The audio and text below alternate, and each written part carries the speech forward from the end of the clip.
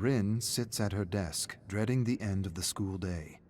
Not because she enjoys junior high or because she respects her teachers, but because she despises being forced to learn kendo. But her father demands it. He demands that she practice the way of the sword. Not just practice, excel. She's a Yamaoka.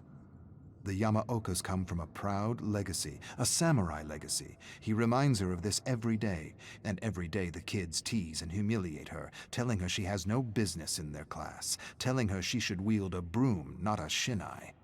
She ignores them and tries her best. Maybe if she excels with a katana, her father will feel better. He hasn't been himself as of late, frustrated, irritable, reactive. She can't do anything right, nor can her mother. He has become very quiet and talks and argues with himself. She doesn't understand what's happening to him, but she knows he is suffering, and the last thing she wants is to add to his pain.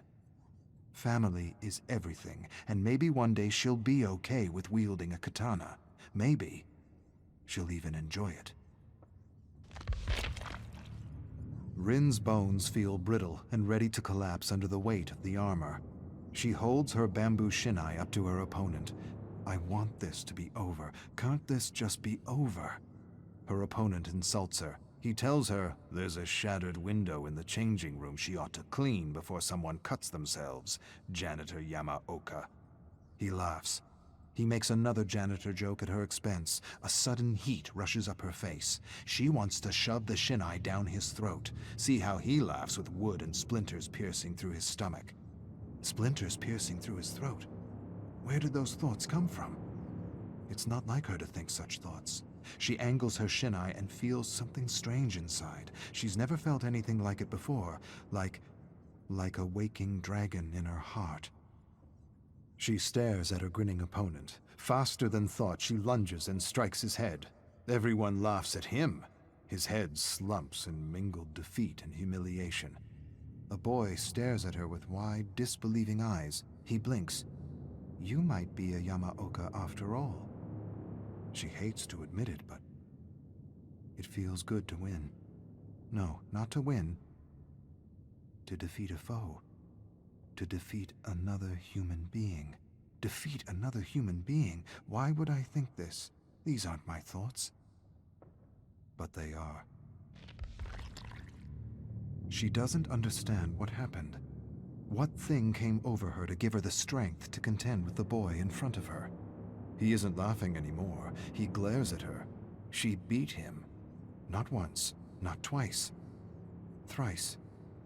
The boys continue to stare at her open-mouthed. Something is changing in Janitor Yamaoka. They know it. She knows it. She feels the waking dragon in her heart. It's the closest she's ever felt to being a fighter, a warrior, a Yamaoka. And she likes it. Likes being treated with respect. Likes being taken seriously. For an instant, she imagines herself beside the great Renjiro Yamaoka and his son Kazan.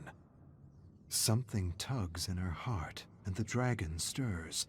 And the dragon, she realizes, is the waking of her raging Yamaoka blood. Janitor Yamaoka, you got lucky. Let's see how lucky you really are. Boys close in on her, cursing, jesting, shouting. She wants to run, but doesn't see an opening. She wants to apologize for being good with a shinai, but the waking dragon inside her heart won't allow it. She didn't do anything wrong. She has no reason to apologize. She finally did what she was supposed to do, and now they close in on her as though she had cheated, as though they could see the dragon that had helped her. She feels scared. Where is that dragon now?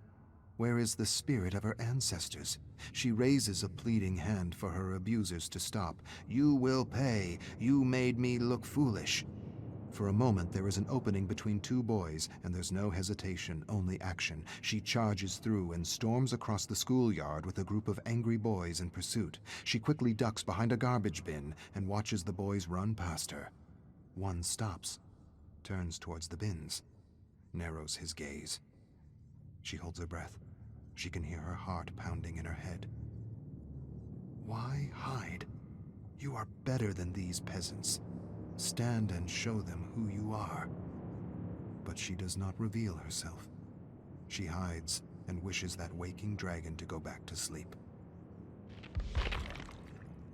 Rin emerges from hiding and begins her long walk home. The dragon in her heart admonishes her for hiding, tells her she is more than her tormentors and should never cower before bullies and abusers. She's not sure what she should have done or what she should think. Maybe she should have faced them. Maybe she should have confronted them. Maybe she should have beaten them down and torn them limb from limb. Limb from limb? What am I thinking? Where did that come from? Limb from limb. What dark thoughts are these? Before she can answer her own question, she hears a voice. She hears her tormentors jeering and spewing insults at her. She doesn't turn around. She doesn't run. She doesn't run because she knows what's coming, and she doesn't care. The dragon within tells her everything's going to be okay. The boys throw garbage at her, call her Janitor Yamaoka, Janitor Yamaoka, Janitor Yamaoka. She knows what's next.